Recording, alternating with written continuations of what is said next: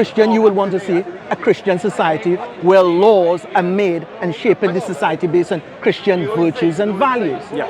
That's a kind of expectation. Okay, so Right. That's one. But I also want to say, to my understanding of fiqh, the word fiqh really means to understand. And I don't see the books of fiqh as an attempt to make man-made laws to replace God laws. I don't see it as that. What I see is that in the understanding of fiqh is where scholars come together, they look at rulings and they look at the reasons and context behind rulings, and they derive multiple different rulings for various contexts, and they try to break that down for the common folk. Now, I might be wrong, or you might be right, because you probably do more research than me. But for me as a revert, I'm no expert in the matter, but this is what I thought fiqh, or the concepts of fiqh, or the books of fiqh is not about man making laws, but it is about looking at the laws, the context, the history, and trying to derive multiple understanding to accommodate the common folk who may not be scholars. Okay. And I think that is a fair description of fiqh, but that fair description of fiqh implicitly admits that the charge that it is man-made laws is a correct one, because there are scholars coming together, they're looking at a principle, some kind of principle about, for instance, salah. Salah is a principle in the Quran. Right. But there's no description of salah in the Quran, and there are multiple incomplete descriptions of salah in the hadiths. And so fiqh then steps in and it looks at all these multiple, it sees the principle of salah, it looks at the multiple incomplete descriptions of salah, and then it tries to organize those multiple incomplete descriptions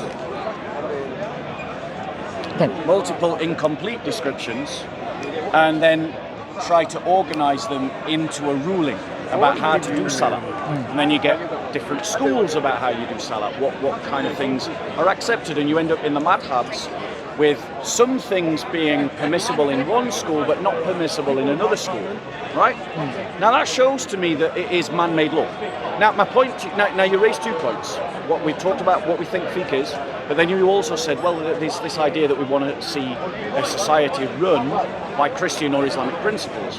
And on that, we're on the same page. Yes, if you're loyal to your beliefs. Exactly. Right. As a Christian, I'm not in favour of the liberal progressive worldview. I'm not. Thank you. I'm not in favour of a liberal progressive worldview. I am in favour of a new Christendom. I argue for it in this park. Right. I advocate for it. I advocate for a Christian theocracy. And in our understanding of Christian theocracy, we are honest about the fact that human beings make laws. It's called secular law. And what I guess I'm saying is that Muslims are kind of tricking themselves into thinking that fiqh is divine law. It's not. Sharia law is not divine law. Sharia law is working maybe from divine principles or divine values given in the Quran, but it's not divine law, it's man-made law. Okay. So in other words, you also have ended up with a kind of man-made law, basically. And it's not a divine law. I'll give you one example and then I'll land and you can reply. Yeah. So in one of the legal schools, something like you can't eat crabfish or lobster. Like, Hanafi. It's in the Hanafi school. And in the other 3 schools you can. But they're working from the same book, the same verse, the same passage. But they've come by different principles of fiqh to different contradictory conclusions. Right? And to me, if a law is from God, if you're claiming that a law is from God, it can't be man-made. And yet fiqh clearly is man-made law. It's no better than Western secular law. It's not different to Western secular law. So that's the point I'm making. Well, I think the Muslims who make some kind of statement against man-made law, I am with this statement and against it. So I don't think it's an accurate or correct statement. Islam is against man-made law. I don't really take that. I don't follow that view. Yeah. So it doesn't really apply to me. So I believe it's okay to make man-made laws as long as the man-made law does not contradict the laws of God. Yes. Right. So I don't take it as a blanket, but what I do, instead of jumping on a high horse, I kind of assume or seek to clarify when you say you're against man-made law? Or you meaning you're against man-made laws that are made in contradiction against the laws of God? That's what I think they mean. You following what I'm saying? Yeah, I'm so we're talking about man-made laws. For example, you said fiqh is man-made law. Yes. Right. I see it very differently. The fiqh is on developing understandings based on the laws of God. So the foundational guide would be based on the laws of God. Yeah. And you try to understand that and contextualize that. For example, an ambulance will drive past. If we have rules among us, you living in England, I'm living in England, you're in London, I'm in London. So if there are rules, Yes. we mutually agree that give preference, give way to the ambulance. Amen. To me, it's a man-made law, but it's divinely connected because you're saving life. And God wants us to save life. In the scriptures, life is precious. Yes. So to make a law about ambulance or to make a law about traffic light, that is in accordance with the laws of God because life is precious and preserved. Yeah. So man-made law is not wrong except when man-made laws are put above the laws of God and it is in contradiction to the laws of God. Yeah. So I agree with man-made laws, but I also understand what they're trying to say. Okay. So But fiqh is not, I don't see fiqh as against divine ruling. I see the development of fiqh is appreciation, respect for the ambulance, the police, the blue light laws, and all these other things. Okay. I see it as a development. right. So let me respond to that. And I just want to thank you for the calm conversation and the fact that you can listen to me as we Yeah, speak, yeah. and that's really wonderful. That's what I've Speakers listened to you a Corner- lot. That's what Speakers Corner is meant to be about. Right. So my point is, I want to some degree, part of my argument is just about correct categorization, right? But I don't want to slip into sophism. I don't want to slip into just arguing about words for their own sake. I don't think, as it were, the Dawah Gandhists are being honest with people when they talk about Sharia law being divine law, right? And it seems that you agree with me that when they phrase it like that, they're not being honest, because fiqh, as we both agree, is about man's understanding. And you said divine commandments, but I would maybe recategorize that. Divine principles, All right, okay. divine values, Yes. divine doctrines. Yes. And then what they do is they work out, okay, here's a divine principle, here's a divine doctrine, here's a divine value. How can we express that in reality? And that is fiqh, right? Or what we in the Western tradition call secular law, right? And so we make a distinction. We The say, secular law is not comparable to religious law. Abdullah, let me finish. Yeah, sorry, Bob. Sorry. No, sorry. So let's be clear. In the Christian tradition, we make the distinction between religious life and secular life, but we imagine in the Christian tradition that both religious life and secular life are both governed by the same divine principles and values. But secular law, so our Christian secular governments, and I'm not saying Britain is or the West is right now, they're not, they're liberal secular governments, but our Christian secular governments, when they did exist, and God willing when they do exist in the future, are making man-made laws based on their interpretation of divine principles, values and doctrines. And so what I'm saying is, lots of Muslims argue that Christianity is just a private religion. Jesus only gave instructions for private life. It doesn't give instructions for guiding society, but Islam is a complete world system for the individual and for society. And that doesn't actually ring true to my ears, because they're based on an Enlightenment characterization of what Christianity is. And Christianity does create secular law. But our secular law is equivalent to your fiqh. It's both man-made. It's man-made law. For you, it's the madhabs. For us, it's the kingdoms. Like this French Christian kingdom makes its laws, this German Christian makes its laws, this Ethiopian kingdom makes its laws. They have different rulings, but they're all working to the same principles. Like you have different madhabs working to different principles. And so my critique is of this salesmanship, this idea of that Sharia law is divine, when it's not, because it's made up of fiqh. Now, one other point, which I think is relevant, and then I'll land, right? You have tried to suggest that we as Christians and you as Muslims have similar principles, like that, all life is equally valid, or all life is held in equal regard. But Christian law and Islamic law are very different. There is a scale of value in Islamic law in which it goes down, and Christians are beneath Muslims and Jews are beneath Muslims. Whereas Christian law says you, even though you're a Muslim, should still be equal under Christian law with me as a Christian.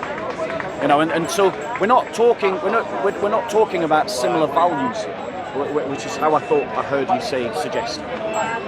Thank you very much. Over to you. Right. I think for me, I wish to clarify that Sharia, the word Sharia, for you is equal to law. For me, it does not. And you might be right and I might be wrong. However, the word Sharia literally in modern standard Arabic means a street or a path. Yes. And in religion, in a context of religion, it means the way of God. And it is not specific to laws or capital punishments. So when I am talking about Sharia, when I'm hearing you talking about Sharia, I am assuming, and correct me if I'm wrong, Brock, please, that you're referring to Sharia law. Whereas for me, my understanding is not specific to law, but it's about conditions, circumstances, and following the ways of the prophets and the rightly divine scriptures. That's what Sharia means to me. So I take a broader view of it. Now, you made some points about the Dawah group being dishonest. Yes. I can't comment on that. I can't comment on that, and I choose not to comment on that. But what I would say is that, which I said before, is that I strongly believe, no, I'm good. I'm fully covered down. Thank you.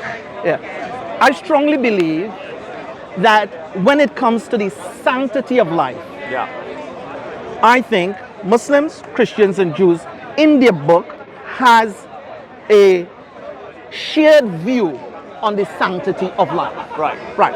Now, I understand what you were saying before, that there's some kind of readings where, or some kind of understandings and interpretation where in a society, a Muslim is very different to a Christian in terms of some kind of value system. Right. I get what you're trying to get to. Yeah, I get that. But for me, my position is I don't see the scriptures that I read, the Quran that I read, or the Islam that I follow says that in law, two people should be treated unfairly on the basis of their faith. So for example, if you live in a Muslim country, or Britain becomes a Muslim country and you live in here, that you should be treated by law unfairly and I should be favored. I don't see the religion as purporting that. I don't take that view. And I do understand that some people may take that view. So, and I understand what you're saying. You may find that kind of information on the internet. But for me, I don't share those views. Right. Are you done? Yeah, sure, go. So, and I think your sentiments are very commendable. But that isn't the attitude of the Salafi. That isn't the attitude of the Sahaba. Because when it comes to blood money, for instance, when you look about in the Hadiths, when it talks about blood money, it says that the blood money for a Christian is half that of a Muslim. If a Muslim kills a Muslim, one of the rights of the Muslim victim's family is to demand the death of the Muslim killer. It's called qisas, blood for blood, right? But a Christian can never, if they are murdered by a Muslim, the Christian family can never demand the life of a Muslim. And also, if they can only have blood money. But the blood money, say a Muslim family is the victim of a Muslim kills a Muslim and a Christian, right? The Muslim family could claim the life of the murderer, the Christians couldn't. The Muslims, if they accept blood money, the value of blood money that is paid to the Christians cannot be the same as that of the Muslim. Now my point to you is that I would say, given your sentiments, what you've expressed, which are noble, just, honourable, that you're actually closer to the Christian concept of law than an Islamic concept of law. And that actually, Abdul, if you can recognise that, you've got a reason to step further away from Islam and move closer to Christ. Yeah. Well, I understand what you're saying, and I get that. But from my perspective, when the Quran speaks about one person killing another person, the Quran does not advocate money for compensation of death. The Quranic theme that I read from advocate forgiveness is better. So the Quran encouraged mankind not to kill each other, but in the event one man kill another man, then forgiveness is what the Quran is pushing. So that's the spirit of it. Now, in a case where we cannot acquire that, then some sort of compensation has to be adjudicated. Now, I don't want to go deep into this because I'm no expert in the matter. As a matter of fact, you may do more research in this matter than me. So I'm quite happy to listen to what you're saying. And I could possibly go back and do a little research and reading. But from what I have known, what I read, the spirit of the Quran is to avoid bloodshed. Avoid bloodshed as much as you can. And in the event of it happening, forgiveness and reconciliation is the better option for both parties. Right. Yeah. So, again, very noble sentiments, very honourable sentiments, things that I laud you for, things that I applaud you for. But I think it's fair to say that maybe I have studied this more than you, right? Because, and I wanted to ask you a very direct question. It's Abdullah, right? Yes. A very direct question, Abdullah. Do you agree that a law that creates discrepancies of the equality of the value of the human person, as in saying that black people are not equal to white people, or that Christians are not equal to Muslims, that such a legal system should be rejected by every good conscionable person? Should we reject those kind of legal frameworks? Sort of. Sort of. Meaning to say, the whole concept of equality, I'm not with it. Neither am I from a liberal perspective. But from what you're saying, the discrimination, the superiority thing, obviously I'm not with that. Brilliant. So I'm with you on that. Good. But at the same time, I'm not trying to suggest that everything is equal and all of us is equal. We're not equal. We have never been equal. We have never been treated equally. That's a fact of life. No, but I understand what you're saying. From what you said, I agree with that. Right. Yes. So, I would point out to you, Abdullah, and you can please go away and research this. Yeah, of course. In all the four main madhabs, all of them uphold religious apartheid. Now, I gave you an example. Religious apartheid. A religious apartheid, yes. Okay. Where Christians are second-class citizens to Muslims. Now, I gave you an example from Qisas and Blood Moon, right? That was the first example. But another example of the same is, and maybe this one is one that you're actually familiar with, Okay. is that as a Muslim in the Sharia law, you can marry a non-Muslim Christian or Jew, right? As a wife. You can have them as one of your wives. But a woman, a Muslim woman, even if she's in love with a Christian man, can't marry a Christian man. Now, that's discriminatory in two senses. It discriminates against the woman because it means that the woman doesn't have equal rights to the man. And it discriminates against the Christian because a Christian man can't have the equal rights to a Muslim man. We can't do the same action in reverse direction. Yeah. Now, that's an example that you're more familiar with, I'm sure.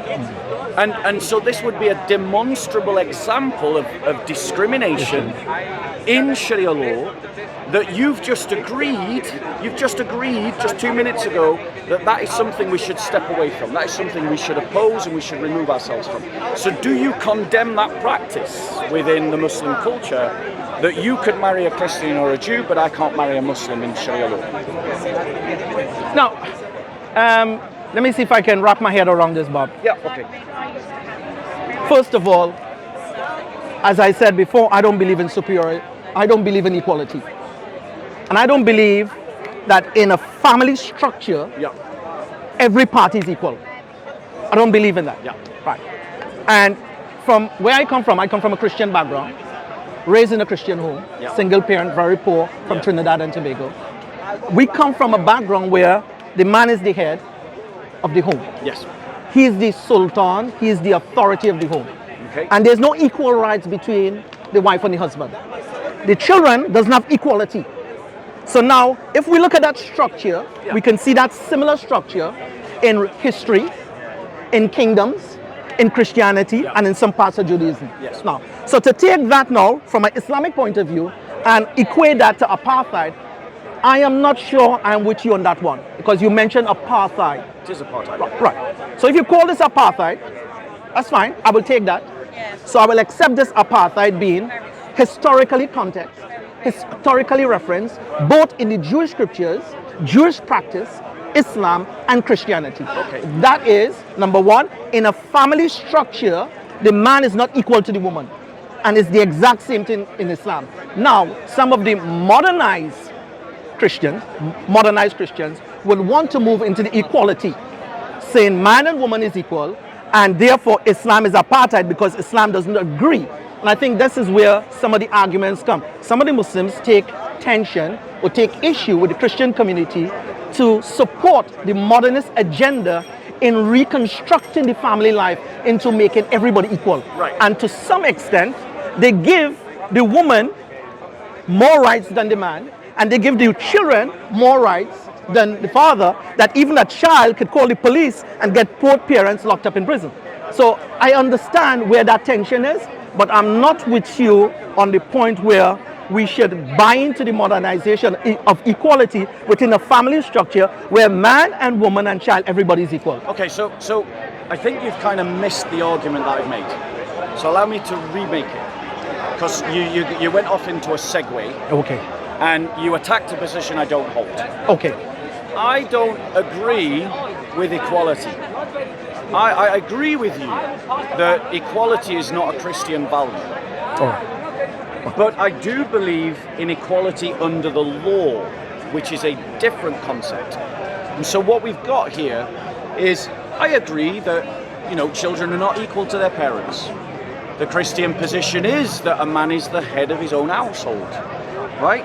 These are social structures, and those social structures should be honored, and those social structures should be supported by culture. Sanctified. Yes. They should be supported by auxiliary laws that uphold those values. But what I mentioned was an example in which Islam enshrines and encodes a discrimination towards women in adjacent to Muslim men. So saying that a Muslim man can marry a non-Muslim woman, but a Muslim woman can't marry a non-Muslim man. And that then also discriminates against the Christian man, because based on your logic, there's no actual objection to Muslims, women marrying Christian men, because we both agree the man is the head of the household. And so the man should govern his house according to Christian love, in love and charity, in which he honors his wife and loves his wife like Christ loves the church. Yes. That Muslim woman is going to be in a good position because she's being loved like Christ loves the church. That's a good thing, Whereas in Islam, you're saying that marriage can't happen. So you're discriminating against the man and you're discriminating against the woman, but your reasoning to justify that doesn't justify the discrimination. Okay. Because that's a social value. Yes. And what you're doing is you're creating an inequality in law, so it is a religious apartheid. Now let me ask you this question, Abdullah. Let's imagine we create a society in which Muslims don't have the same rights as Christians in a Christian society. Would you object to that? If Muslims, for instance, let's say that if someone converts to Islam, we should kill them. If that we shut down mosques where, or we forbid the building of mosques or forbid the repairing of mosques. Or we said, for instance, that Muslim men can't marry Christian women, but Christian men can marry Muslim women, and we support that in law. Or we said that Muslims can't do Dawah on the street. Be honest with me now, Abdullah, would you call that Islamophobic? Would you say that that's discrimination? Would you say that that's unjust? Can I reply to the first point you make and then get to that second point? Of course you can. Yeah. That's what I've been doing. So you said, which is very crystal clear, discrimination and apartheid. Those are two very powerful words. Correct. And what you're saying, the mere fact that a Muslim man is allowed to marry a Christian woman, but a Christian woman is not allowed to marry a Muslim man. Sorry, a Christian man can't marry a Muslim woman. Right, a Christian man cannot marry a Muslim woman. And for you, that's apartheid. That's an example of apartheid, yes. Yes, that's apartheid. But the question is, do you call what's happening in Palestine and Israel apartheid? Are you handing the conversation back to me?